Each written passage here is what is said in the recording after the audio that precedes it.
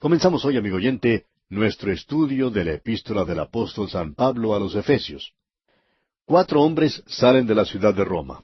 Es alrededor del año 62 después de Cristo, y estos hombres están en camino hacia la provincia de Asia, que está localizada en lo que se conoce en el presente como Asia Menor. Uno de estos hombres estaba en camino a Macedonia. Estos hombres llevan consigo 4 de las composiciones más sublimes de la fe cristiana. Estos documentos eran tan preciosos que serían de un valor inigualable si estuvieran en existencia en el presente. Roma no comprendió el significado de las escrituras de un prisionero desconocido. Si ellos se hubieran dado cuenta de lo que eso era, entonces habrían detenido a estos hombres y les habrían arrebatado esos documentos. Cuando estos hombres se despidieron del apóstol Pablo, cada uno de ellos recibió una carta para llevar a la zona donde se estaba dirigiendo. Estas 4 cartas se llaman en la palabra de Dios las epístolas de la prisión. Pablo las había escrito mientras se encontraba en la prisión en Roma, esperando presentarse ante Nerón, quien era el César de esa época en particular. Pablo, como ciudadano romano, había apelado su caso ante el César y estaba esperando ser escuchado por él.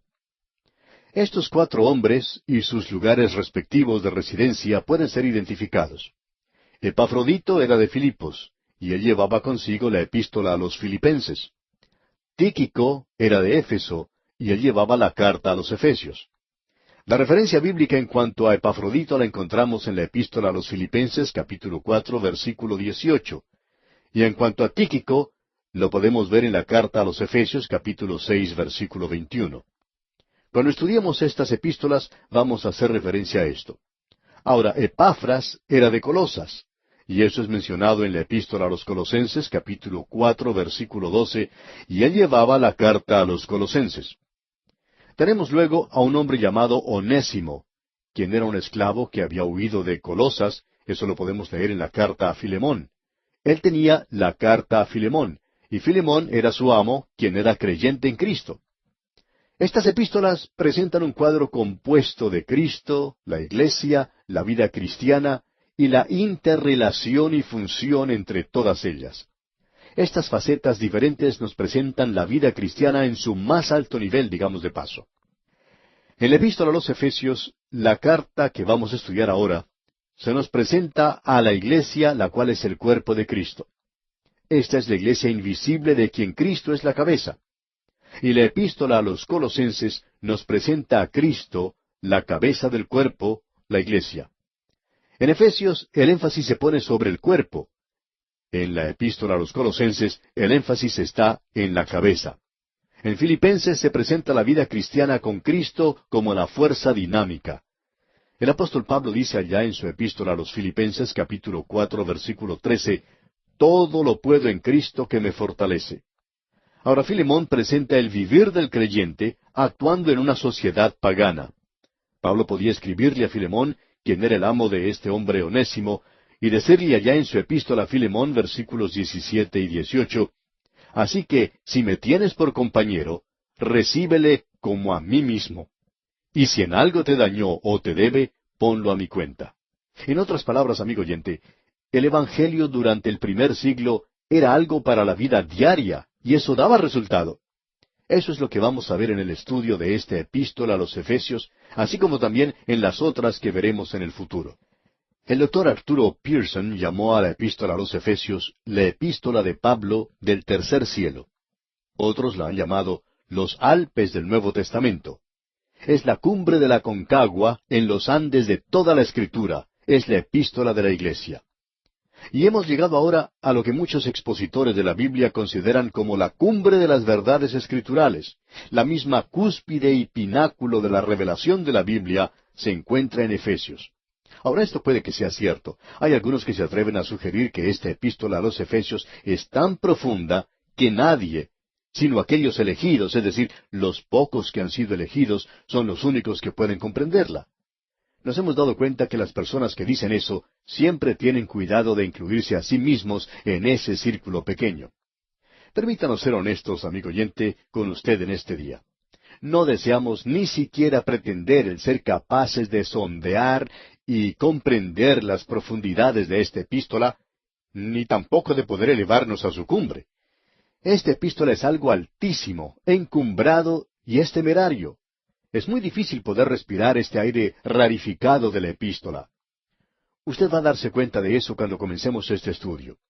Vamos a hacer todo lo posible con la ayuda del Espíritu Santo como nuestro guía para comprender lo que aquí se indica. Ahora deseamos hacer una aclaración aquí al mismo comienzo de nuestro estudio. Debemos hacerlo dentro de un instante. Los dos libros de la Biblia que los hombres siempre han dicho que no pueden comprender son Efesios y Apocalipsis. El liberalismo siempre ha gustado decir que el Apocalipsis es simplemente un conglomerado de símbolos que nadie puede descifrar, y que la epístola a los Efesios es tan elevada que es demasiado encumbrada para nosotros. Bueno, permítanos decir lo siguiente, amigo oyente. Los dos libros de la Biblia que pueden ser arreglados matemática y lógicamente son los libros de Efesios y Apocalipsis. No hay otros dos libros que sean tan lógicos como son estos dos. Uno se cansa en realidad de escuchar a la gente que dice, yo creo en la Biblia de tapa a tapa, y ni siquiera saben lo que dice en la tapa de este libro. Simplemente expresan un pensamiento santurrón y su credo es, yo lo creo. Bueno, amigo oyente, si usted cree que es la palabra de Dios, entonces usted va a tratar de descubrir lo que allí se dice. Y debemos dejar todas esas artimañas que muchos están utilizando en el presente, donde siempre hablan acerca de los métodos que se puede utilizar y cómo podemos aumentar el número de los que asisten a la escuela dominical, cómo podemos comunicarnos con la generación joven, cómo podemos organizar mejor la iglesia y todo eso. Bueno, todo eso está bien y todo eso tiene su lugar. Pero permítanos decirle, amigo oyente, que lo importante es conocer lo que dice ese libro. Los libros de Efesios y Apocalipsis son los libros de la Biblia más fáciles de bosquejar. ¿Por qué? Porque son libros lógicos, naturales. No pretendemos ser capaces de comprenderlos, pero debemos decir que usted los puede bosquejar. El apóstol Pablo es lógico en la forma en que habla en la epístola a los Efesios, lo mismo que Juan en el libro de Apocalipsis. El libro de Apocalipsis ha sido bosquejado para nosotros. A Juan se le dijo que escribiera las cosas que había visto, las cosas que son y las cosas que serán en el futuro. Allí tenemos una triple división y está compuesto según los números 7. Uno no lo puede tener de una manera mejor que esa, amigo oyente. Ahora, la epístola a los Efesios es lógica, y lo interesante de esto es que uno la puede bosquejar muy fácilmente. Así que ahora quisiéramos decir algo en cuanto a las divisiones de esta epístola, y luego diremos algo acerca de Pablo en Éfeso, porque eso es importante de notar de nuestra parte. Tenemos aquí 6 capítulos. En los primeros 3 capítulos tenemos el llamado celestial de la iglesia. Esa es la parte doctrinal. En los últimos 3 capítulos tenemos la conducta terrenal de la iglesia, algo que es muy práctico. Usted se da cuenta que la iglesia tiene una cabeza. La cabeza de la iglesia es Cristo.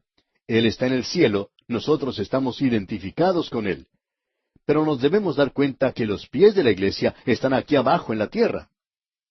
Y el apóstol Pablo no lo deja uno sentado en los lugares celestiales, porque una de las cosas que nos dice al mismo comienzo del capítulo 4 es, yo pues, preso en el Señor, os ruego que andéis como es digno de la vocación con que fuisteis llamados.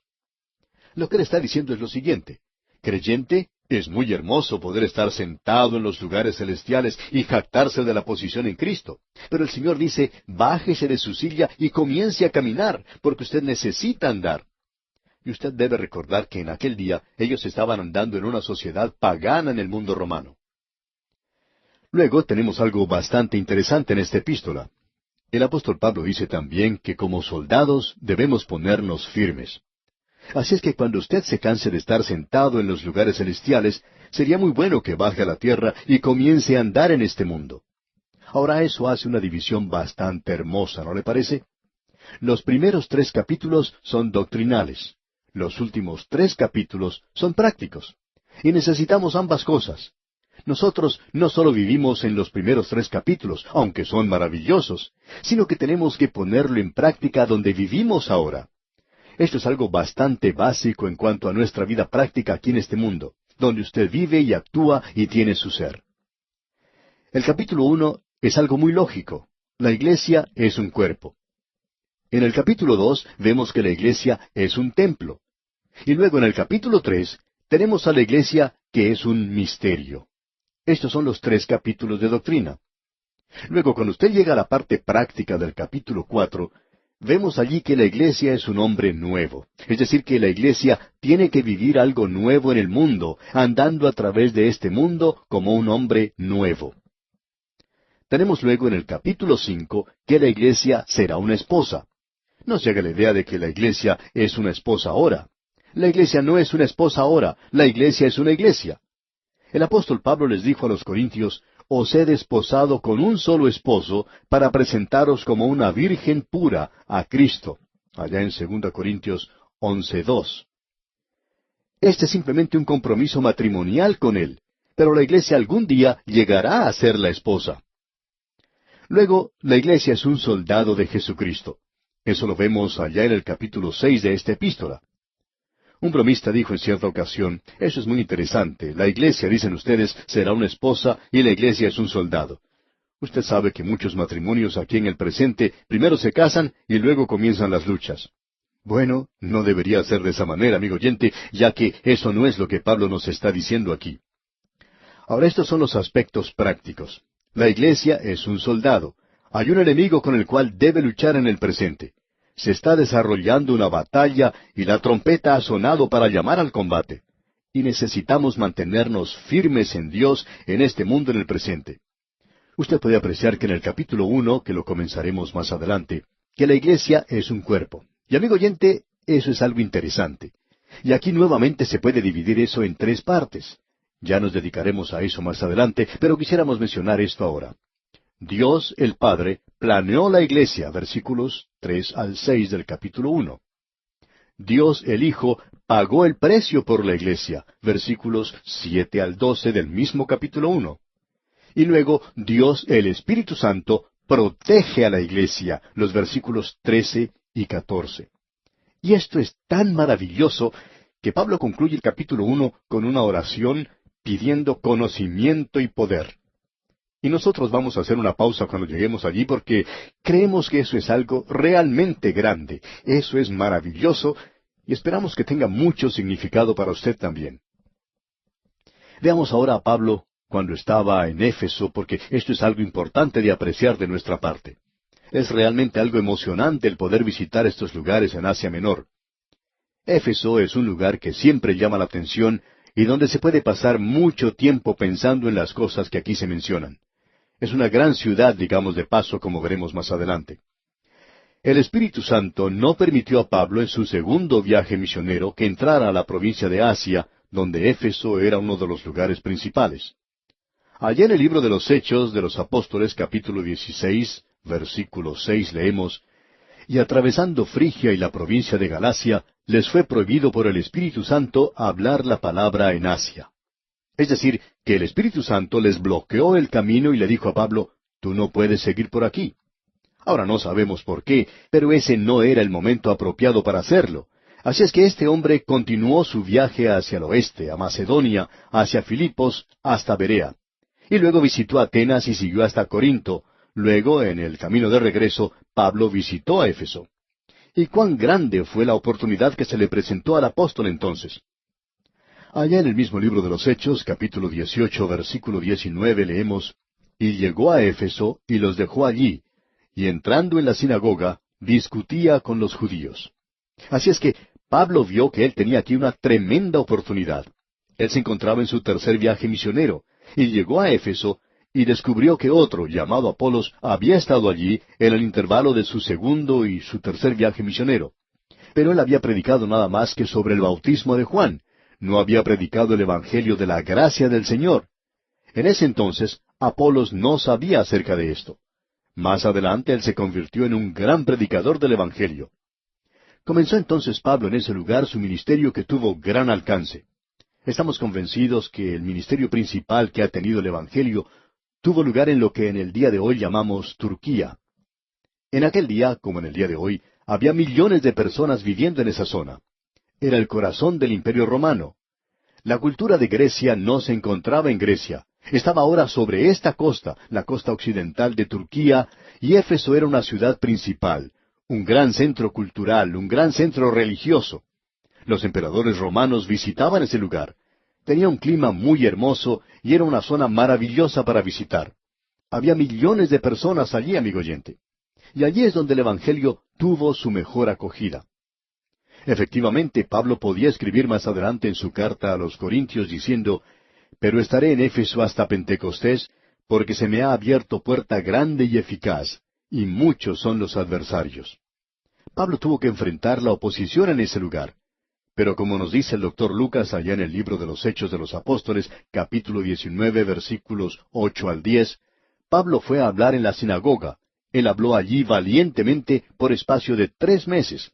Allí se nos dice, y entrando Pablo en la sinagoga, habló con denuedo por espacio de 3 meses, discutiendo y persuadiendo acerca del reino de Dios.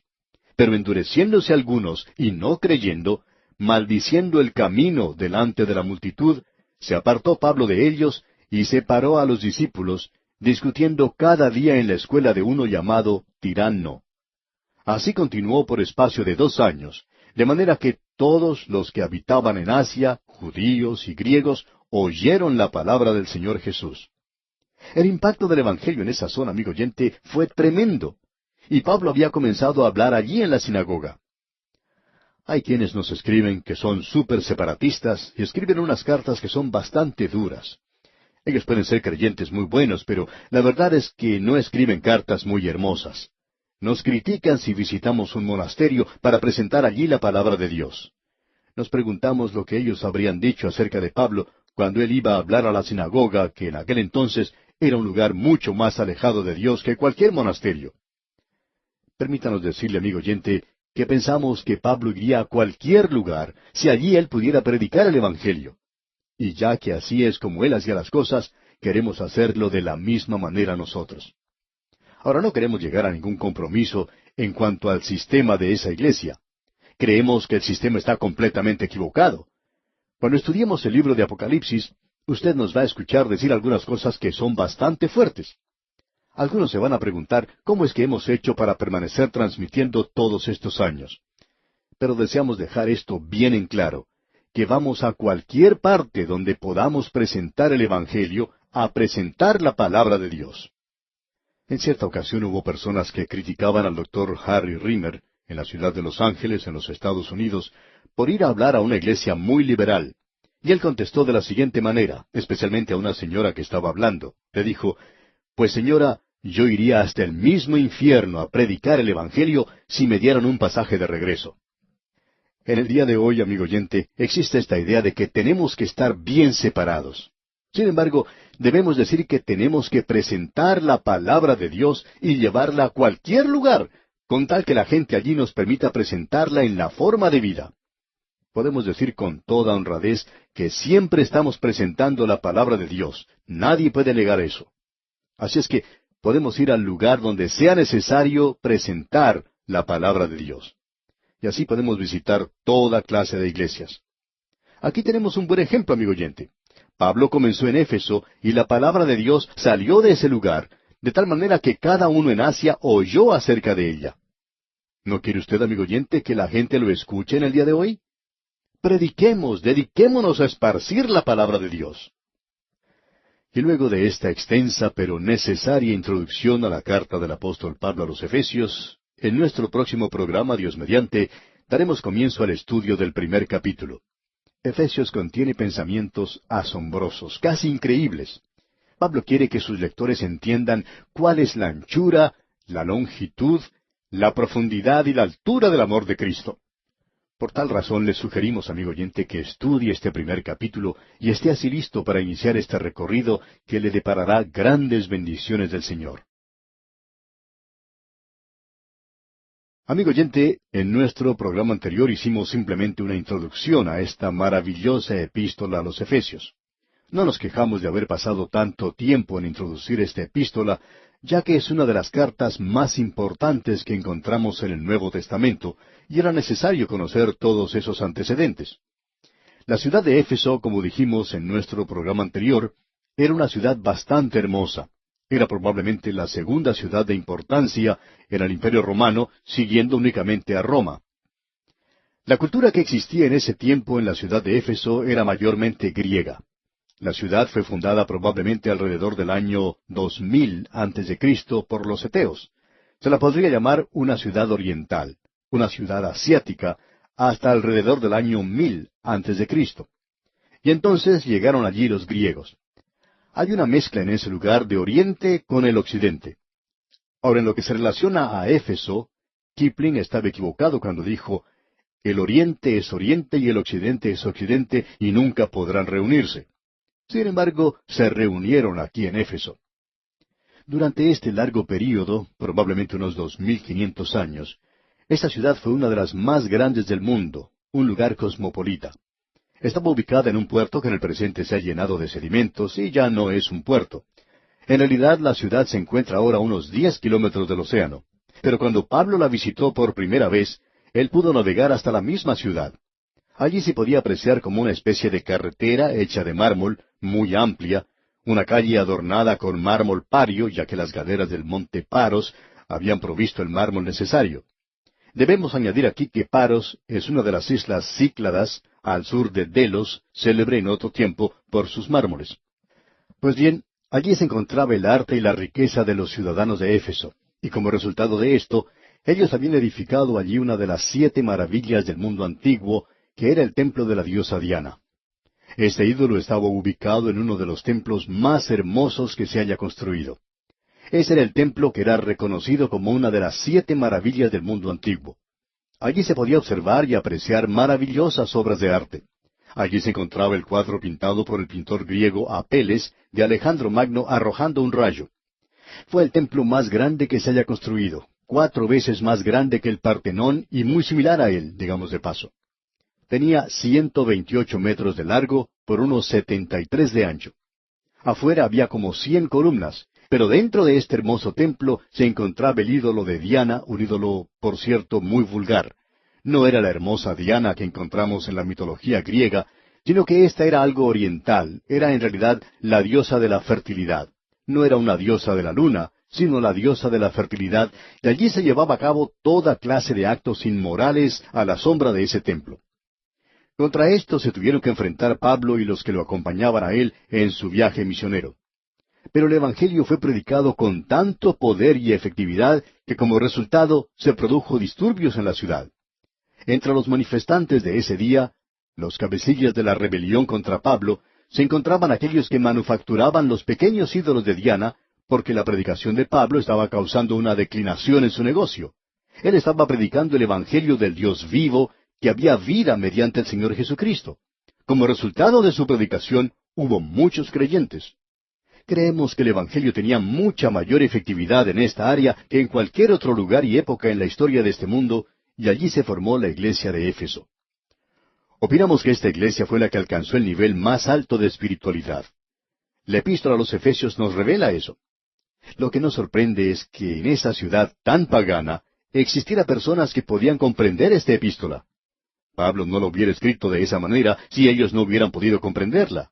Y no solo eso, sino que uno encuentra que cuando se mencionan las 7 iglesias de Asia, la primera de ellas es Éfeso. Y esa es una serie de iglesias que nos dan la historia completa de la iglesia.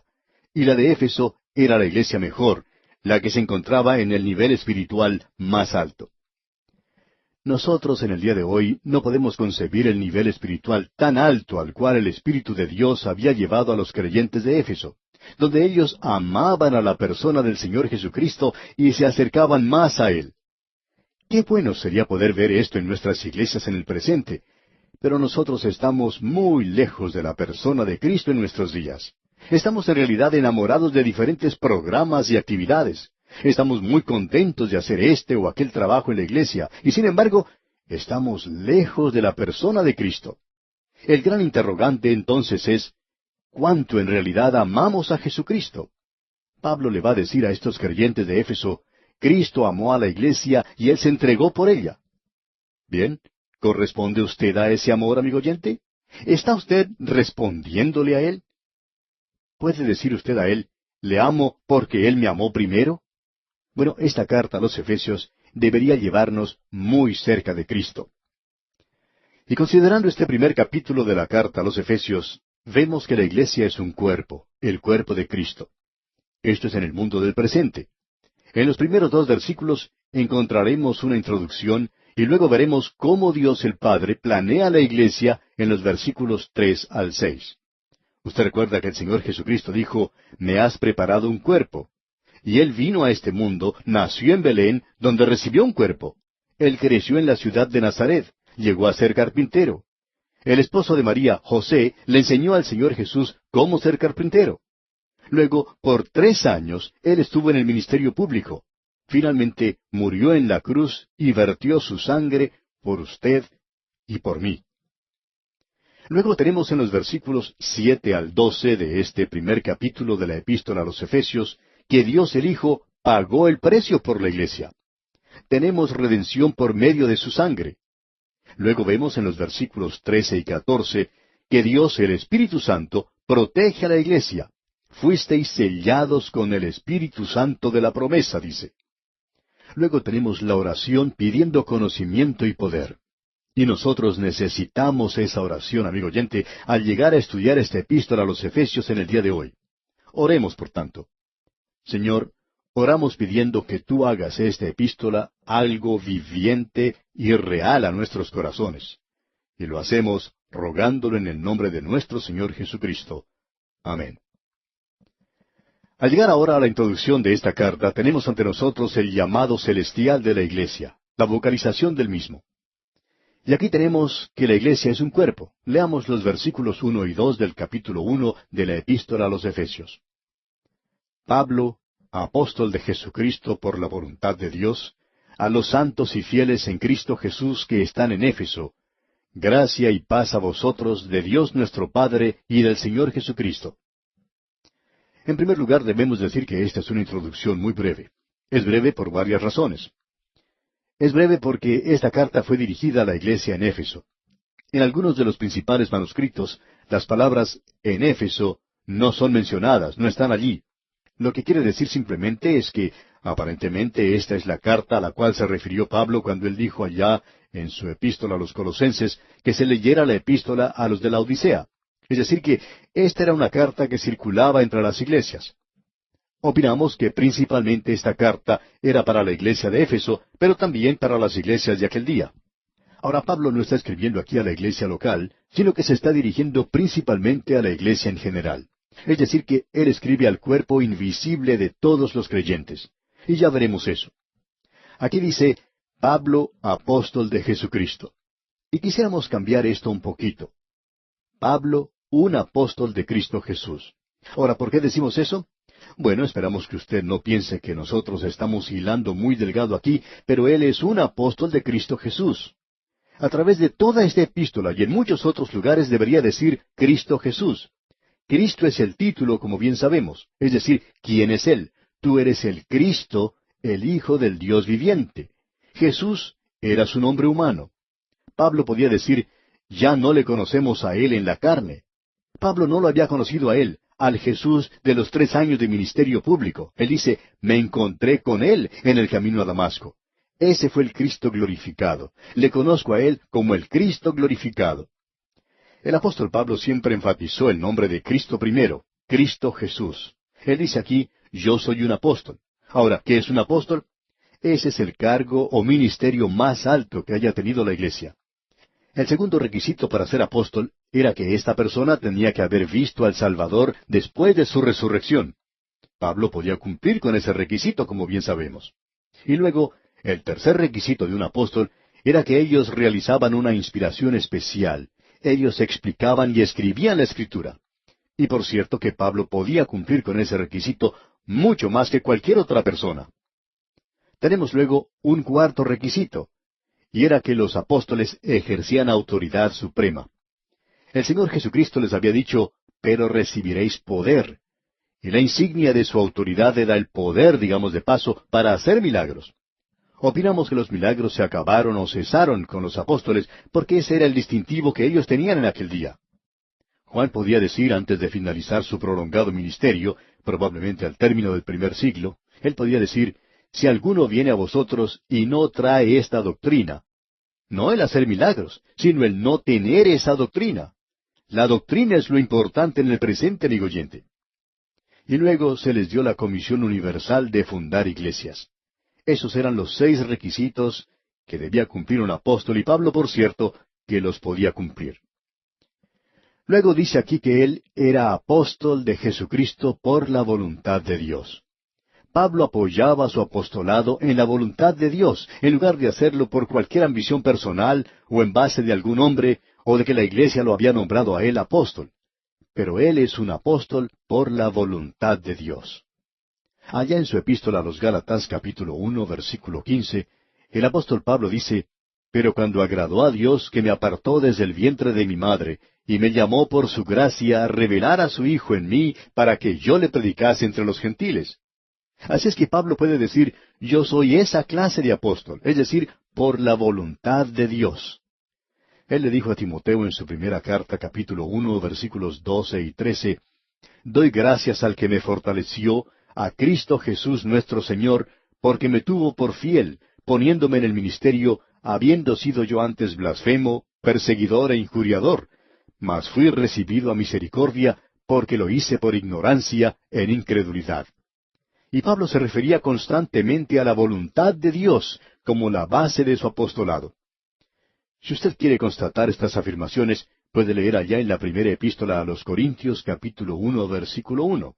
También en la segunda epístola a los Corintios, capítulo 1, versículo 1. En su epístola a los Colosenses, capítulo 1, versículo 1. En la segunda epístola a Timoteo, capítulo 1, versículo 1. En todos estos pasajes bíblicos, Pablo está diciendo que él es un apóstol por la voluntad de Dios. Ahora él les está escribiendo a los santos y fieles en Éfeso. Esa palabra santos en el idioma original es hagios, y quiere decir separados o apartados para el uso único de Dios. Es decir, aquello que pertenece a Dios, por ejemplo, los utensilios que estaban en el tabernáculo. Y más adelante, cuando estaban en el templo, eran llamados utensilios santos. ¿Por qué? ¿Acaso porque estos eran artefactos especialmente santos, porque eran muy lindos, o acaso porque eran muy hermosos? No, amigo oyente, creemos que estas cosas se veían muy golpeadas y usadas luego de mucho andar por el desierto, pero estaban separadas para el uso exclusivo de Dios. Y amigo oyente, un santo es aquel que ha confiado en Cristo. En realidad, en el presente existe solamente 2 clases de personas, los santos y los que no lo son. Así es que un santo, amigo oyente, es aquella persona que ha confiado en Cristo y que ha sido separada para el uso único de Dios. Podemos decir que hay algunos santos que no están siendo utilizados por Dios, por supuesto, pero eso es por su propia falta. Los santos son para el uso de Dios en el presente y ellos son separados para su servicio. Por tanto, los santos deberían actuar santamente, eso es cierto. Pero ellos no son santos por la forma en que están actuando. Ellos son santos gracias a la posición que tienen en Cristo y pertenecen a Él para ser usados por Él. Luego sigue diciendo el apóstol, están en Éfeso. Y ya nos hemos referido a eso. Esto puede ser en su propia ciudad, donde usted se encuentre, cualquiera que sea el nombre de ella. Antes se había hecho referencia a los fieles. Los fieles y los santos son los mismos, como nos podemos dar cuenta. Son las mismas personas. Un santo debe ser santo, y un creyente debe ser fiel. Pero un creyente es una persona que ha confiado en Cristo y es un santo al mismo tiempo. El término santo creemos que es el aspecto del creyente desde el punto de vista de Dios, mientras que el término creyente es el aspecto del creyente desde el punto de vista del hombre. Ahora, refiriéndonos nuevamente a nuestro texto, dice, en Cristo Jesús. Y esto es probablemente lo más maravilloso de todo. Esta epístola amplificará esto mucho más, y nosotros vamos a pasar algún tiempo hablando sobre esto en más detalle. Pero para mí, esta es la palabra más importante en el Nuevo Testamento. Y me estoy refiriendo a esta pequeña preposición en.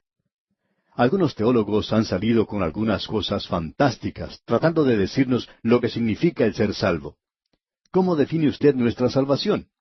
Pues bien, ellos nos han salido con palabras como redención, expiación, justificación, reconciliación, propiciación, vicario y el sacrificio sustitutivo de Cristo. Todos ellos son buenos, no estamos tratando de encontrar faltas en eso y creemos que son maravillosos. Pero cada uno simplemente nos da un aspecto de nuestra salvación. Pero, ¿qué es lo que realmente significa ser salvo? El ser salvo quiere decir estar en Cristo. Nosotros estamos unidos irrevocable y orgánicamente a Cristo por el bautismo del Espíritu Santo. Hemos sido puestos en el cuerpo de los creyentes. Allá en su primera epístola a los Corintios, capítulo 6, versículo 17, el apóstol Pablo dice, «Pero el que se une al Señor, un espíritu es con él». Nosotros le pertenecemos a Él y no hay nada más maravilloso que eso. Ahora pues, ninguna condenación hay para los que están en Cristo Jesús. ¿Puede usted, amigo oyente, mejorar eso? Esa es la gran realización de la salvación. Esta expresión de yo en vosotros y vosotros en mí ocurre muchas veces en el Nuevo Testamento. El Señor Jesucristo lo usó mucho. Él dijo allá en Juan capítulo 15, versículo 4, «Permaneced en mí y yo en vosotros». ¡Qué hermoso es esto! Nosotros estamos en Cristo. El Señor Jesucristo dijo, «Vosotros en mí y yo en vosotros». Yo no puedo explicar eso, es muy profundo. Podemos decir que el ave está en el aire y que el aire está en el ave. El pez está en el agua y el agua está en el pez. Y el creyente está en Cristo y Cristo está en el creyente. Estamos unidos a Él. La cabeza está en el cuerpo y el cuerpo está en la cabeza. Mi cuerpo no se puede mover sin que lo dirija la cabeza. Ahora la iglesia, que es el cuerpo, está en Cristo, la cabeza. Y todas las verdades de esta epístola a los Efesios giran alrededor de esa gran verdad.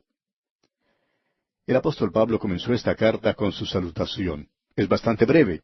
Y la razón de esto creemos que es muy obvia. Él no podía incluir aquí a todos los creyentes. Él conocía a muchos de ellos allí. Y más aún, si esto iba a circular entre otras iglesias, él no podía mencionar solamente a aquellos que estaban en Éfeso. Así es que eso hace de esta introducción algo bastante breve. En nuestro próximo programa, Dios mediante, vamos a ver eso. Leamos ahora el versículo 2. «Gracia y paz a vosotros de Dios nuestro Padre y del Señor Jesucristo». Y en el día de hoy, amigo oyente, vamos a finalizar este programa diciendo esas mismas palabras. Gracia y paz a vosotros de Dios nuestro Padre y del Señor Jesucristo. Al regresar hoy, amigo oyente, a la epístola a los Efesios, usted puede darse cuenta que vamos a progresar de una manera bastante lenta a través de esta carta. Opinamos que las epístolas que deben recibir nuestra prioridad son Romanos, Gálatas y Efesios. Dedicamos bastante tiempo a la primera y la segunda carta a los Corintios. Opinamos que estas cartas tienen un mensaje vivo, palpitante, personal para usted y para mí en el presente, quizá como ninguna otra porción de las Escrituras. Es decir, que cuando Dios le dijo a Josué, «Levántate, pasa este Jordán», allá en Josué 1:2, yo sé que Él no me estaba hablando a mí directamente. Pero esto tiene un mensaje especial para mí y tiene también una interpretación especial al saber yo lo que Dios quería decirle a Josué. Pero para mí, esto aquí tiene una aplicación. En realidad, la epístola a los Efesios es el Josué del Nuevo Testamento, y vamos a ver esto al entrar en nuestro estudio en el día de hoy. En nuestro programa anterior, usted recordará, leímos el versículo 2 del capítulo 1, y como ya dijimos, no estamos avanzando muy rápido. Leamos una vez más el versículo 2 de este capítulo 1 de la epístola a los Efesios. Gracia y paz a vosotros de Dios nuestro Padre y del Señor Jesucristo. Vamos a hablar largamente acerca de la palabra gracia que encontramos en esta epístola. Sin embargo, en el día de hoy vamos a pasar rápidamente sobre ella diciendo una o dos cosas nada más. Gracia era una palabra de salutación. Los gentiles tenían por costumbre saludar en aquel día utilizando esta palabra gracia. Esta palabra en griego se decía coros. Cuando dos personas se encontraban en la calle, uno decía al otro coros como saludo. Si usted camina por las calles de Atenas, puede notar que la gente aún hoy en día se saluda con esta palabra coros, que es muy similar a la que nosotros tenemos para las canciones, ¿verdad? Por lo menos se deletrea en la misma forma. Bien, gracia y paz a vosotros. Esta palabra gracia era utilizada en el mundo pagano, en el mundo secular. En el mundo religioso, la palabra que se utilizaba era paz. Esa es la palabra que uno escuchaba en la ciudad de Jerusalén, shalom. Y Pablo le ha dado a estas dos palabras un significado maravilloso. En realidad lo que él ha hecho es elevarlas a la misma cima. Y la gracia de Dios es el medio por el cual Dios nos salva. Veremos eso cuando lleguemos al capítulo 2 de esta carta, y vamos a hablar más de esto entonces. Pero usted, amigo oyente, tiene que conocer la gracia de Dios antes de poder experimentar la paz de Dios. Pablo siempre las pone en ese orden: gracia antes de tener paz. En el día de hoy podemos apreciar por todas partes esta palabra paz. Por supuesto que lo que ellos están hablando es en general, paz en alguna parte del mundo o paz mundial, en una referencia en general. Pero el mundo nunca puede conocer paz sino hasta cuando llegue a conocer la gracia de Dios. Lo interesante de notar es que uno no ve muy a menudo esta palabra gracia. Uno puede ver la palabra amor y también se puede apreciar la palabra paz en el día de hoy. Son palabras bastante comunes y se supone que son tomadas directamente de la Biblia. Pero cuando uno las puede ver, quizá en algún automóvil o en cualquier otra parte, no tienen el significado que se les da aquí en la palabra de Dios. Ya tendremos la oportunidad de dirigir nuestra atención hacia eso. Esta paz, en primer lugar, es paz con Dios, porque nuestros pecados son perdonados. Y nuestros pecados nunca pueden ser perdonados, amigo oyente, sino hasta cuando conozcamos algo de la gracia de Dios. La gracia y la paz provienen de Dios nuestro Padre, y Él llega a ser nuestro Padre cuando nosotros experimentamos la gracia de Dios y somos regenerados por el Espíritu de Dios. Esto es algo que viene del Señor Jesucristo, y esto nos parece algo bastante interesante. ¿No cree Pablo acaso en la Trinidad? ¿Por qué no dijo él el Espíritu Santo? Bien, el Espíritu Santo estaba en Éfeso morando en los creyentes. El Señor Jesucristo estaba sentado a la diestra de Dios en los cielos. Así es que necesitamos tener nuestra geografía en perspectiva cuando estudiamos la Biblia. Hay muchas personas que malogran, que tuercen su teología porque no tienen su geografía en la debida perspectiva. Y cuando logramos que eso se arregle, aún ayuda a nuestra teología. Escuche ahora lo que dice el versículo 3, que es un versículo realmente maravilloso. Bendito sea el Dios y Padre de nuestro Señor Jesucristo, que nos bendijo con toda bendición espiritual en los lugares celestiales en Cristo. Esta es realmente una expresión maravillosa, y aquí podemos notar algo que es muy importante. Él nos ha bendecido. Nosotros le alabamos a Él con nuestros labios porque Él primero nos bendijo. Y luego nuestra bendición es una declaración. Sus bendiciones son hechos. Nosotros pronunciamos algo para Él, le decimos bendito. Él nos hace benditos a nosotros. ¿Qué es lo que quiere decir bendito? En esa palabra encontramos una referencia a felicidad y gozo. Dios se está regocijando en el día de hoy, y Dios es feliz hoy porque Él tiene un camino, una forma de salvarnos, y Él lo puede bendecir. Y yo creo que eso es algo realmente maravilloso para nosotros. En realidad, yo no puedo pensar en algo más maravilloso que esto. Y Él nos ha bendecido. Él no está hablando de algo que puede ser nuestro cuando lleguemos al cielo, sino que Él está hablando de algo que es nuestro ahora mismo. Alguien se me acerca y me dice, ¿ha recibido usted la segunda bendición? ¿Segunda bendición? Amigo oyente, yo estoy recibiendo cientos de ellas, más aún miles. No solo he recibido la segunda bendición, sino que he tenido miles de bendiciones, puedo decir de paso. Él nos ha bendecido, y lo ha hecho por medio del Señor Jesucristo. Vamos a ver eso aquí porque es algo realmente de valor, podemos añadir. Aquí estamos bendecidos con toda bendición espiritual. Y tenemos que apreciar lo siguiente, que es en los lugares celestiales. No sé exactamente dónde están esos lugares celestiales, pero sí sé dónde está el Señor Jesucristo. Él está a la diestra de Dios.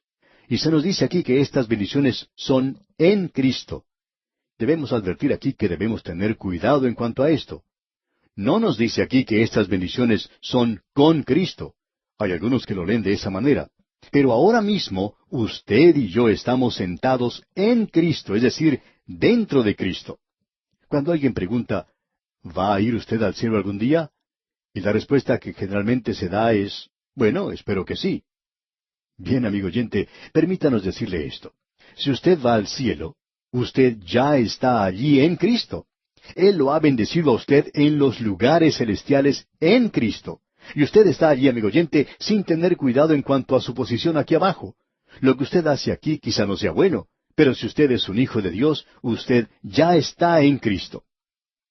Hay algunas personas que no comprenden muy bien lo que aquí se dice, y en cierta ocasión, cuando se estaba llevando a cabo un estudio de la epístola a los Efesios, un hermano se levantó a orar y en su oración él dijo, Señor, te damos gracias que esta mañana hemos podido estar sentados en los lugares celestiales en Cristo.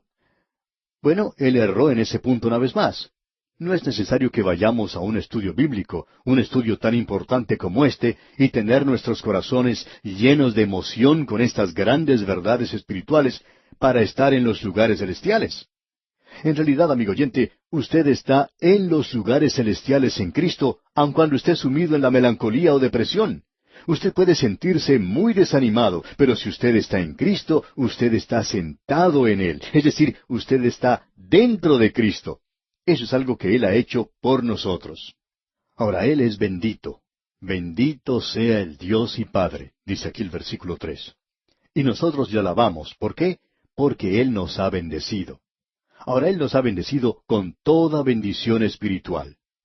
Quisiéramos que usted se dé cuenta de algo que pensamos es trágico en el presente, y es lo siguiente. Es el cuadro que vemos, por supuesto, en el libro de Josué, como hemos mencionado anteriormente. Los hijos de Israel habían recibido la tierra de Canaán. De paso, digamos que Canaán no es el cielo. Canaán es un cuadro o figura donde viven en el presente. Canaán nunca pudo haber llegado a ser el cielo porque había enemigos que deberían ser eliminados, batallas que deberían llevarse a cabo en ese lugar. Cuando usted llegue al cielo, amigo oyente, no habrá necesidad de hacer eso. Aquí abajo es donde se está llevando a cabo la batalla. Lo interesante de notar es que Dios les dio a los israelitas la tierra prometida. Y Dios les había dicho, yo os he entregado, como lo había dicho a Moisés, todo lugar que pisare la planta de vuestro pie. Allá en Josué 1:3. Y eso fue lo que él le dijo a Josué. Pero no podía Josué decir, bueno, Señor, ya nos la has dado, déjanos ahora entrar y tomarla. Amigo oyente, Dios nos ha bendecido hoy con toda bendición espiritual. Estamos en Cristo. ¿Se ha detenido usted alguna vez a pensar en lo que tenemos en Cristo? Cristo ha sido hecho para nosotros la santificación y la justificación. Cuando yo era niño estaba tratando de lograr mi salvación por medio de las obras, pero no me fue muy bien haciendo eso. Permítanos decirle, amigo oyente, que Cristo es mi justificación. Luego fui salvo y entonces traté de obrar para hacer bien y no me fue muy bien en eso tampoco. Entonces me di cuenta de que Cristo se había hecho para mí santificación.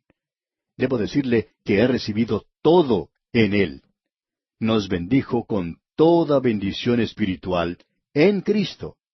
Amigo oyente, usted no puede mejorar lo que aquí se dice. ¿O lo puede hacer usted? Por lo menos yo no creo que usted pueda hacerlo. Todo lo que tiene, lo tiene en Cristo. Y cuando usted se acerca a Cristo, usted recibe todo en Él. No me venga a decir hoy que yo tengo que esperar hasta más adelante y que tengo que demorarme y esperar que el Espíritu Santo me dé algo especial. Amigo oyente, lo recibí todo en Cristo. Cuando hablamos así, debemos tener cuidado de no decir que Cristo es una maldición, porque yo lo tengo todo en Cristo. Recibí todo cuando me allegué a Él. Existe dos formas por medio de las cuales usted puede tomar posesión de esto, es decir, de obtener sus posesiones espirituales. Ellas son suyas. Permítanos mencionar dos historias hoy y ambas son verídicas. En cierta ocasión apareció en un periódico de la ciudad de Chicago, en los Estados Unidos, una noticia en la primera página, la cual al encontrarse casi al final de ella, podía haber pasado desapercibida para muchos. Esto era lo que decía. Los bares de la ciudad de Chicago, así como las posadas de mala muerte acostumbradas a ser frecuentadas por los vagos, están siendo objeto de una intensa búsqueda en el día de hoy para tratar de encontrar a Stanley William McKenna Walker, de 50 años de edad, un graduado de la Universidad de Oxford, que ha heredado la mitad de una herencia de $8 millones. El Departamento de Personas Perdidas espera que entre aquellos abandonados que frecuentan lugares como estos, o en alguno de los hoteles baratos de esta ciudad, se pueda encontrar Walker, el hijo de un acaudalado naviero británico. Al leer eso, amigo oyente, uno piensa en lo trágico que es esto. Imagínese usted ser el heredero de la mitad de una fortuna de $8 millones y ser un borracho que se pasa la noche durmiendo en los hoteles más pobres de la ciudad. Amigo oyente, a uno le da hasta ganas de llorar por una persona así. Pensar que eso era cierto en cuanto a este hombre. Luego, uno también piensa en los hijos de Dios en el presente, que están viviendo de una manera similar. Están viviendo de lo poco que pueden obtener en este mundo. Y no queremos que eso sea interpretado literalmente, pero esta gente se entretiene con cosas baratas aquí. Y ellos son más ricos de lo que uno se pudiera imaginar. Imagínese usted a alguien que es bendecido con toda bendición espiritual y vivir como un pordiosero aquí abajo. Hay muchas personas que viven de esa manera en nuestras iglesias en el presente. Eso es algo trágico. Ahora, ¿sabe usted cuál fue el resultado de ese artículo que mencionamos que apareció en ese periódico de Chicago? ¿Sabe usted lo que realmente sucedió?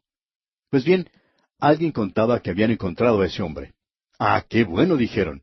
Pero esa persona dijo, no, no era tan maravilloso. Lo encontraron muerto. Había estado durmiendo a las puertas de un negocio en una noche muy fría durante el otoño y lo encontraron muerto. Amigo oyente, nosotros pensamos en lo trágico que es vivir de esa manera en esta vida, tener que morir de la manera en que murió ese hombre. Pero hay muchos creyentes que viven y mueren de esa manera, y sin embargo, ellos han sido bendecidos con toda bendición espiritual en los lugares celestiales en Cristo. Hay otra historia que quisiéramos relatar en este momento, y esta historia también es verídica. Hace algún tiempo el heredero de un noble británico estaba viviendo en la pobreza, tratando de sobrevivir en la misma miseria. Finalmente, cuando murió ese miembro de la nobleza, comenzaron a buscar a este heredero y lo encontraron. Cuando lo encontraron, le dijeron que él era el heredero de ese noble. Se hizo mucha publicidad en cuanto a este hecho. ¿Y sabe usted lo que hizo este hombre? Él creyó en lo que le dijeron. Él fue a una sastrería, le mostró el artículo del periódico, también lo acompañó el abogado que lo había estado buscando y que lo había encontrado. Entonces le dijeron al hombre del negocio de la sastrería que querían el mejor traje que pudiera encontrar en ese negocio para vestirlo. Y después compraron un pasaje de primera clase para que este heredero regresara a su país en la forma como le correspondía. ¿Y sabe por qué? Porque él había creído que eso era suyo y actuó en base a eso. Amigo oyente, usted puede viajar en la forma en que desee en el día de hoy. Puede ir de primera clase como creyente o puede ir viajando en el compartimento de equipaje. Puede viajar de segunda, tercera o cuarta clase. Y hay muchos creyentes que están viajando de esa manera. Pero Dios, amigo oyente, quiere que usted sepa que usted ha sido bendecido con toda bendición espiritual. Ahora Él no nos ha prometido bendiciones físicas. Él nos ha prometido bendiciones espirituales, y ellas se encuentran en los lugares celestiales. Están en Cristo. Usted no va a recibir ninguna bendición espiritual en esta vida que no le llegue a usted a través del Señor Jesucristo, amigo oyente. Usted puede darse cuenta de lo importante que es esto. Él no solo nos ha salvado, sino que Él es quien hoy nos bendice. ¿Cuánto necesitamos hoy asirnos, agarrarnos de Él y comenzar a vivir como un hijo de Dios debería vivir? Hemos llegado en la carta a los Efesios a una sección que es muy importante. Hemos tratado de presentarle un bosquejo antes y dijimos que es donde Dios el Padre planeó la iglesia. Usted ni siquiera edificaría una casa sin tener un plano. Por lo menos pensamos que usted no haría eso. Yo creo que sería algo bastante absurdo el tratar de edificar una casa sin un plano. Vemos aquí que Dios el Padre planeó la iglesia. ¿Qué fue lo que hizo al planear la iglesia? Pues bien, aquí se nos menciona tres cosas. Él nos escogió en Cristo. Él nos predestinó a ocupar un lugar como hijos suyos. Y tercero, Él nos hizo aceptos en el amado. Nos damos cuenta que hemos llegado hoy a un pasaje de las Sagradas Escrituras que es muy difícil. Y creemos que es algo bueno que ya estemos llegando al final de este programa porque quisiéramos que usted ciña su mente en la próxima oportunidad para mirar y considerar el pasaje más fuerte, más potente que existe en la palabra de Dios. Vamos a hablar de la elección, así como también de la predestinación. Estas dos palabras quizás nos asusten un poco. La gente huye a buscar refugio cuando se mencionan estas palabras. Uno pensaría hasta que fueran palabras malas. Pero permítanos decirle, amigo oyente, que esas son palabras bíblicas que tienen un cierto significado. Esperamos no ser extremistas en un sentido, sino que podamos apreciar que aquí veremos algo que es muy importante de notar de nuestra parte. Ahora, en el versículo 4 de este capítulo 1 de la Epístola a los Efesios leemos, según nos escogió en Él antes de la fundación del mundo, para que fuésemos santos y sin mancha delante de Él. Bien, este versículo y los versículos siguientes son esencialmente los más difíciles en la Escritura para poder comprenderlos. En primer lugar, debemos decirle que son repulsivos para el hombre natural. Y desafortunadamente, el creyente común los encuentra difíciles de aceptar en su valor real en el día de hoy. Las declaraciones que aquí tenemos son bastante claras. La verdad que contienen es difícil de recibir. Estos dos versículos creemos que son como una nuez, difíciles de romper, pero que tienen algo muy bueno por dentro. Vamos a ver eso en detalle en nuestro próximo programa. Quisiéramos agregar aquí unas palabras, y es referente a la forma en que comienza el versículo 4. Según. ¿Ha notado eso? Esta es una conjunción que modifica la declaración precedente. Las bendiciones espirituales que usted y yo hemos recibido son de acuerdo con la voluntad divina. Todo es hecho en perfecta armonía con el propósito de Dios. Este mundo, amigo oyente, y este universo van a ser operados según el plan y propósito de Dios el Todopoderoso. Y eso es importante que lo veamos. Y aquí, amigo oyente, vamos a detenernos por hoy. Regresamos hoy, amigo oyente, al primer capítulo de esta carta a los Efesios. Estamos avanzando lentamente aquí y nos encontramos en una sección bastante difícil, podemos decir de paso. Vimos en nuestro programa anterior este maravilloso versículo 3 de este primer capítulo, donde hemos recibido una gran bendición.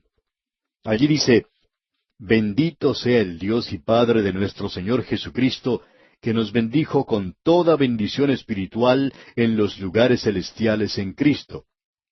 Aquí en realidad debería decir que nos bendijo en toda bendición espiritual en los lugares celestiales en Cristo. Eso quiere decir que hay tres en este versículo. Todas las bendiciones espirituales son una bendición triple, digamos. En primer lugar se nos dice toda bendición espiritual. Esto es como un paquete que se ha envuelto en los lugares celestiales. Y finalmente son colocados en un paquete más grande, esto es, en Cristo. Y el pensamiento completo en esto es que uno debe abrir este regalo para ver qué es lo que Dios ha hecho por usted, amigo oyente, y poder entonces andar en fe y asirse de eso y vivir en el día de hoy en lugares elevados a los cuales Dios lo ha llevado a usted. Él le ha hecho a usted un hijo, lo ha bendecido con toda clase de bendiciones espirituales. Y nosotros necesitamos vivir de esa manera en el mundo del presente. En nuestro programa anterior, observamos solo un poco el versículo 4. Y aquí nos encontramos en una sección, y necesitamos apreciar esto desde la perspectiva correcta, pero nos encontramos aquí en una sección, decíamos, donde vemos que Dios el Padre planificó la iglesia. Dios el Hijo pagó por la iglesia, y Dios el Espíritu Santo protege la iglesia. La fuente, el origen de todas nuestras bendiciones es en realidad el Dios y Padre de nuestro Señor Jesucristo. Y Él nos ha bendecido con toda clase de bendiciones espirituales. Él nos hace pensar en la eternidad pasada, y hace que nos demos cuenta que la salvación es completamente de Dios, y que allí no hay nada de nosotros mismos. Cuando hacemos eso, nos damos cuenta de que usted y yo no somos originadores de esto, ni tampoco los promotores, ni los consumadores de nuestra salvación. Él lo hizo todo, amigo oyente. Estamos considerando aquí algo que dijimos en nuestro programa anterior, era bastante difícil. Un himno bien conocido dice esto de la siguiente manera: No he sido yo, Señor, quien te eligió, porque eso no puede ser. Mi corazón aún te rechazaría, pero tú me has elegido a mí. Luego tenemos otro himno que es muy popular en el día de hoy y dice, Triste yo era y extraviado cuando Cristo me buscó. De la muerte por salvarme, Él su sangre derramó. Dios es quien planificó nuestra salvación, amigo oyente, en la eternidad en el pasado, mucho antes de que usted y yo llegáramos a este mundo. El Señor Jesucristo es quien vino a este mundo y logró nuestra salvación sobre la cruz del Calvario cuando el tiempo se había cumplido. Y luego Dios, el Espíritu Santo, es quien nos convence de culpa y de pecado en el presente. Él es quien nos lleva al lugar de fe en Cristo y al conocimiento de la gracia de Dios que es revelada en el Señor Jesucristo. Se cuenta la historia de un muchachito que se presentó ante los ancianos de una iglesia de tendencia conservadora y dijo que quería pertenecer a esa iglesia. Los diáconos lo examinaron y le hicieron preguntas. Le dijeron, ¿cómo es que llegaste a ser salvo? Bien, dijo el joven, yo hice mi parte y Dios hizo la suya. Y esos diáconos pensaron que este jovencito estaba equivocado, y le dijeron, ¿cuál fue tu parte y cuál la parte de Dios? Y el jovencito sin titubear respondió, mi parte fue la de pecar. Huí de Dios tan rápido como me pudieron llevar estas piernas rebeldes que yo tengo, y donde mi corazón pecaminoso me llevara. Me escapé de él. Y ¿saben una cosa? Él corrió detrás de mí y me alcanzó. Amigo oyente, no hay nada en los libros de teología que nos demuestre esto tan bien como esta simple ilustración. Dios es quien salva. Nuestra parte es la de pecar. También el desaparecido doctor Henry Ironside dijo en cierta ocasión que a un muchachito se le había preguntado, ¿has encontrado a Jesucristo? Y el jovencito respondió, bien, señor, yo no sabía que él se había perdido. Pero yo estaba perdido y él me encontró. Y amigo oyente, usted no encuentra a Jesucristo. Él lo encuentra a usted. Él es quien salió a buscar la oveja que se había perdido. Y Él es quien la encontró. Escuche lo que dice aquí este versículo 4 del capítulo 1 de la Epístola a los Efesios. Según nos escogió en Él antes de la fundación del mundo, para que fuésemos santos y sin mancha delante de Él. Dios escogió a los creyentes en Cristo antes de la fundación del mundo. Y esto quiere decir antes de todo tiempo, allá en la eternidad pasada. Permítanos decirle, amigo oyente, que eso quiere decir que ni usted ni yo tuvimos nada que elegir. Él no nos eligió porque habíamos hecho algo bueno, sino que Él nos eligió para que pudiéramos hacer algo bueno. Nos eligió para eso. Y esta elección pertenece total y exclusivamente a la soberanía, a la sabiduría y también a la bondad de Dios. El predicador Spurgeon dijo lo siguiente en cierta ocasión. ¿Sabes? Dios me escogió antes de que yo viniera a este mundo, porque si hubiera esperado hasta que yo llegara aquí, entonces Él nunca me hubiera escogido. Es Dios quien nos ha escogido, amigo oyente, y nosotros no somos los que le escogimos a Él. Recuerde usted lo que el Señor Jesucristo dijo. Él le dijo a sus discípulos en el aposento alto, no me elegisteis vosotros a mí, sino que yo os elegí a vosotros. Como solía decir el doctor Campbell Morgan, eso pone toda la responsabilidad en Él. Si Él fue quien nos escogió, entonces Él es responsable. Y eso es algo realmente maravilloso, amigo oyente. Usted recuerda lo que Dios dijo acerca de los hijos de Israel allá en el libro de Amós capítulo 3 versículos 1 y 2. Dice, oíd esta palabra que ha hablado Jehová contra vosotros, hijos de Israel, contra toda la familia que hice subir de la tierra de Egipto. Dice así, a vosotros solamente he conocido de todas las familias de la tierra, por tanto os castigaré por todas vuestras maldades. Dios fue quien escogió a Israel. Él escogió a la iglesia en la eternidad. Dios hizo esa elección en la eternidad y no se ha presentado nada inesperado que haya causado que Dios cambie su programa o lo que había pensado. Él sabía el fin de todo desde el mismo principio. Él lo hizo con cierto propósito, para que nosotros llegáramos a ser santos y sin mancha ante Él. Dios nos escogió para santificarnos. Esa es la razón por la cual nos eligió. Él nos salva y nos santifica para que seamos santos. Eso es positivo, y eso tiene que ver con la vida interior del creyente. La elección demanda una vida santa.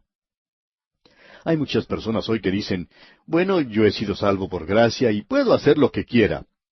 Pablo ha contestado a las personas que opinan de esa manera cuando dijo, ¿perseveraremos en el pecado porque hemos sido salvos por la gracia de Dios? Y él mismo responde a esa pregunta diciendo, en ninguna manera. No se puede hacer eso, amigo oyente. Y usted, si continúa viviendo en el pecado, es porque usted es un pecador y no ha sido salvo. Porque un pecador que ha sido salvo va a cambiar su modo de vivir. Pablo dice, ¿qué pues diremos? Y también dice, ¿perseveraremos en el pecado para que la gracia abunde? En ninguna manera. Porque los que hemos muerto al pecado, ¿cómo viviremos aún en él? Eso lo dice el apóstol allá en Romanos capítulo 6, versículos 1 y 2. Luego nosotros tenemos que ser sin mancha. Ese es el lado negativo. El creyente en Cristo se ve ante Dios como sin mancha. Dios no permitió que Balaam maldijera a Israel o que encontrara alguna falla en su pueblo. Escuche lo que él dice allá en el libro de Números, capítulo 23, versículo 21. No ha notado iniquidad en Jacob, ni ha visto perversidad en Israel. Jehová su Dios está con él, y júbilo de rey en él. Sí, pero si usted descendía al campamento de Israel, Dios podía encontrar falta en ellos, y los juzgó. Y Él los estaba santificando y purificando en ese campamento. Amigo oyente, si Dios lo ha escogido a usted, es para hacerlo santo, para hacerle sin mancha. Por tanto, eso quiere decir que su vida ha sido cambiada, y si eso no ha sucedido, entonces usted no es uno de los escogidos, eso es todo. Dios quiere que sus hijos vivan vidas que no sean manchadas o señaladas con el pecado. Y Él ha hecho toda la provisión necesaria para que ellos sean absueltos de toda culpa. Recuerde lo que Él dijo, hijitos míos, estas cosas os escribo para que no pequéis, y si alguno hubiere pecado, abogado tenemos para con el Padre a Jesucristo el justo. Y Él es la propiciación por nuestros pecados, y no solamente por los nuestros, sino también por los de todo el mundo. Y a propósito, eso responde al interrogante de una expiación limitada, de que Cristo solo murió por los escogidos. Este versículo aquí deja bien en claro que Él murió por el mundo, y no interesa quién sea usted. Aquí hay una oferta legítima que ha sido enviada a usted hoy de parte de Dios. Y esa oferta es que usted no se puede ocultar detrás de esto y decir, yo no he sido escogido. Usted forma parte de los escogidos si escucha su voz. Y eso es algo maravilloso. Es glorioso y maravilloso que el Dios del cielo pueda escoger a alguno de nosotros aquí abajo y salvarnos. Ahora, yo no me propongo comprender todo esto, pero la realidad es que simplemente lo creo. Usted recuerda la ilustración que nos dio el Señor Jesucristo. Aquí tenemos un camino amplio, grande, y a un lado del camino hay una entrada muy angosta. Y sobre esta entrada se ha puesto el título, Yo soy el camino, y la verdad, y la vida. Nadie viene al Padre sino por mí. Y luego tiene sobre otra entrada el siguiente aviso, Yo soy la puerta. Lo interesante de notar aquí es que el camino ancho lo lleva uno hacia abajo.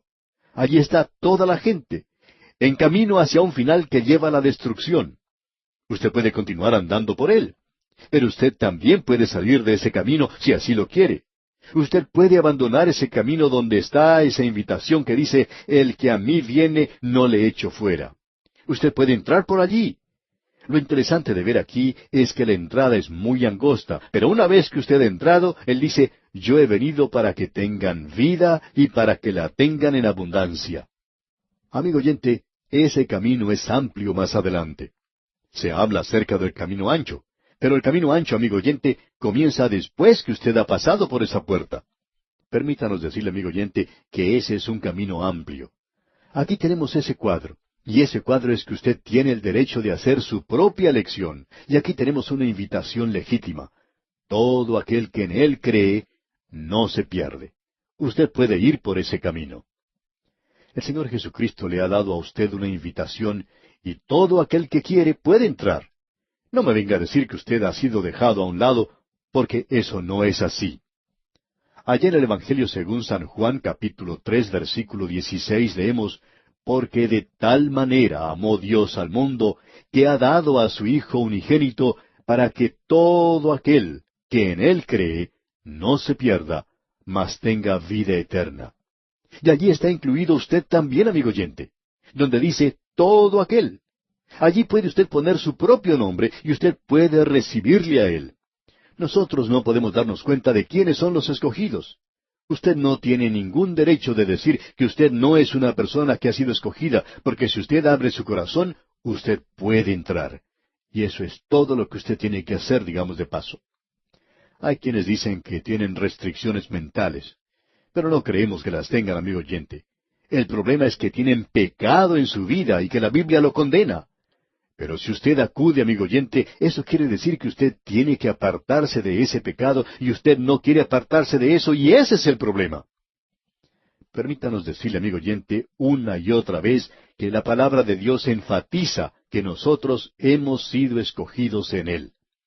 Y el mismo apóstol Pablo dice allá en su segunda epístola a los Tesalonicenses, capítulo 2, versículo 13, pero nosotros debemos dar siempre gracias a Dios respecto a vosotros, hermanos amados por el Señor, de que Dios os haya escogido desde el principio para salvación mediante la santificación por el Espíritu y la fe en la verdad. Y el apóstol Pedro en su primera carta, capítulo 1, versículo 2, dice, elegidos según la presciencia de Dios Padre en santificación del Espíritu, para obedecer y ser rociados con la sangre de Jesucristo. Gracia y paz os sean multiplicadas. Llama la atención el ver que la elección y la santificación parecen ir juntas. Dios no lo ha salvado a usted, amigo oyente, porque usted es bueno, porque sabemos bien que no es así. Creemos que el apóstol Pablo lo explicó en una manera maravillosa allá en su epístola a los Romanos, capítulo 9, versículos 14 y 15. Él dijo, ¿qué pues diremos? ¿Que hay injusticia en Dios? En ninguna manera. Pues a Moisés dice, tendré misericordia del que yo tenga misericordia, y me compadeceré del que yo me compadezca. Dios hizo eso bien claro para con Moisés, y él continúa diciendo, así que no depende del que quiere, ni del que corre, sino de Dios que tiene misericordia. Cuando Moisés se dirigió a Dios en oración, Dios le dijo, Moisés, yo voy a escuchar y a contestar tu oración, pero no porque tú eres Moisés, el libertador, sino porque yo voy a mostrar misericordia en quien quiero. Mostraré compasión en quien yo quiera. Así que no depende del que quiere ni del que corre, sino de Dios que tiene misericordia. ¿Le agradaría a usted, amigo oyente, experimentar la compasión de Dios? Entonces usted se tiene que volver hacia Él, tiene que acudir a Él. Creemos que una de las mejores ilustraciones que podemos tener de esto la encontramos allá en el libro de los Hechos de los Apóstoles, capítulo 27, versículos 22 al 24. Usted recordará que el apóstol Pablo, luego de haber padecido una tormenta huracanada, y cuando su barco estaba inclinado peligrosamente, listo para hundirse, cuando los marineros ya habían arrojado algo de los aparejos de la nave, Pablo dijo a los que se encontraban a bordo con él, pero ahora os exhorto a tener buen ánimo, pues no habrá ninguna pérdida de vida entre vosotros, sino solamente de la nave. Porque esta noche ha estado conmigo el ángel del Dios de quien soy y a quien sirvo, diciendo, Pablo, no temas, es necesario que comparezcas ante César, y he aquí, Dios te ha concedido todos los que navegan contigo. Esa es la presciencia de Dios, eso es elección. Dios había escogido que ninguno de los que había en ese barco se perdiera. Usted recuerda que un poco más adelante, Pablo encontró a un grupo de los marineros que estaban tratando de abandonar el barco en un pequeño esquife y trataban de irse a encontrar tierra de esa manera. Pero Pablo dijo al centurión y a los soldados, si éstos no permanecen en la nave, vosotros no podéis salvaros. Bueno, el capitán de la nave podría haberle dicho a Pablo, un momento, ya me has dicho que ninguno perecería. Y él estaba en lo correcto, eso es lo que Pablo había dicho. Y ese es el lado de Dios, digamos. Pero él también había dicho, si éstos no permanecen en la nave, vosotros no podéis salvaros. Ese es el lado de ellos, que ellos deberían permanecer en el barco. Debemos decir, amigo oyente, que Dios es quien conoce a los escogidos. Yo no sé quiénes son ellos. En cierta ocasión alguien se dirigió a ese gran predicador que fue Spurgeon y le dijo, Señor Spurgeon, si yo creyera de la manera en que usted cree, yo no predicaría de la forma en que usted lo hace. Usted dice que cree que hay aquellos que son escogidos, pero usted predica como si todos pudieran ser salvos. Bueno, le dijo el señor Spurgeon, ellos pueden. Pero si Dios hubiera pintado una línea amarilla, digamos, en la espalda de aquellos que han sido escogidos, yo podría andar por la calle y levantar las camisas de esa gente para ver si están pintados con esa línea amarilla en su espalda. Entonces yo les presentaría a ellos el Evangelio. Pero Dios no hizo eso. Él me dijo a mí que predicara el Evangelio a toda criatura, y todo aquel que cree puede ser salvo. Amigo oyente, esas son nuestras órdenes. Y en cuanto a mí se refiere, y mientras Dios no nos entregue la lista de los escogidos, voy a continuar presentando este Evangelio. Este es el Evangelio que nosotros debemos predicar hoy. Alguien lo dijo de esta manera. En la puerta del cielo del lado nuestro se puede leer, todo aquel que cree puede entrar. Yo soy la puerta. El que por mí viene, cualquier hombre. Eso quiere decir, usted. Cualquier hombre puede entrar. Quiere decir que cualquier persona puede encontrar pastos delicados. Él puede encontrar vida, amigo oyente.